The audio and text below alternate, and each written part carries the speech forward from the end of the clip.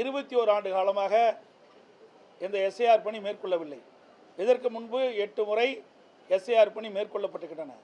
21 ஆண்டு காலமாக இந்த பணி மேற்கொள்ளாத காரணத்தினால் இறந்தவர்களும் ஒரு இடத்தில் குடிபெயர்ந்தவர்கள் மற்றொரு இடத்திற்கு குடிபெயர்ந்தவர்களும் அந்த வாக்காளர் பட்டியலில் தொடர்ந்து இடம்பெற்று வந்த காரணத்தினால் ஒவ்வொரு தொகுதியிலும் பல்லாயிரக்கணக்கான வாக்குகள் அப்படியே அந்த வாக்காளர் பட்டியலில் இடம்பெற்று வந்தது.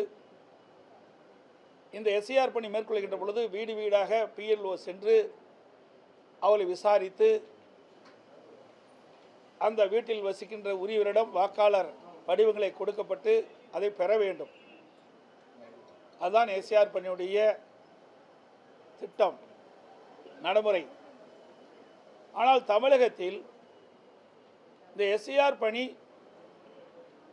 பல்வேறு மாவட்டங்களிலும் சென்னை மாநகரம் பல்வேறு மாநகராட்சியிலும் சுணக்கமாக இருந்து கொண்டிருக்கின்றது. இதற்கு காரணம் அரசாங்கம் இதில் தலையிடுகிறது. சென்னை மாநகராட்சி பொறுத்த வரைக்கும் அந்த பிஎல்ஓவாக நியமிக்கப்பட்டவர்கள் 4ஆம் வரை தான் படிச்சிருக்கிறார்.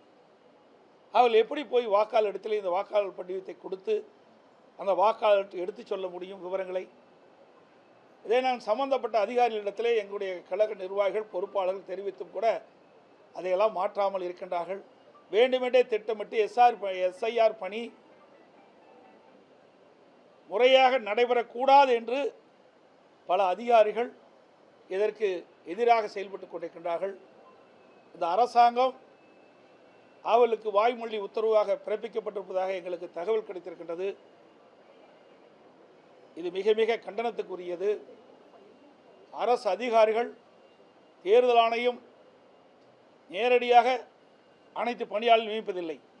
அந்தந்த மாநிலத்தில் இருக்கின்ற அந்தந்த மாவட்டத்தில் இருக்கின்ற மாவட்ட ஆட்சித்தலைவர்கள் மாவட்ட தேர்தல் அதிகாரிகளாகவும் மாநகராட்சியில் இருக்கின்ற ஆணையாளர்கள் அவர்களுடைய இன்னை மாநகராட்சி என்ற ஆணையாளர் தான் அது தேர்தல் அதிகாரியாக இருக்கின்றார். அவர்கள்தான் இந்த பிஎல்ஓ அலுவலர்களை நியமிக்கின்றார்கள்.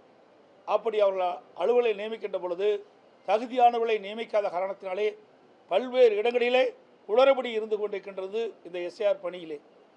ஆக இனிமேலாவது தேர்தல் ஆணையம் விழிப்போடு இருந்து செயல்பட்டு எந்தெந்த மாநகராட்சியிலே எந்தெந்த மாவட்டத்திலே இப்படி எஸ்ஐஆர் பணிக்கு முரண்பாடாக செயல்படுகிறார் என்பதையெல்லாம் கண்டறிந்து உண்மையான வாக்காளர் பட்டியலில் இடம்பெறுவதற்குண்டான நடவடிக்கை மேற்கொள்ள வேண்டும் என்று இந்த செய்தி தொலைக்காட்சியின் வாயிலாக கேட்டுக்கொள்கிறேன்.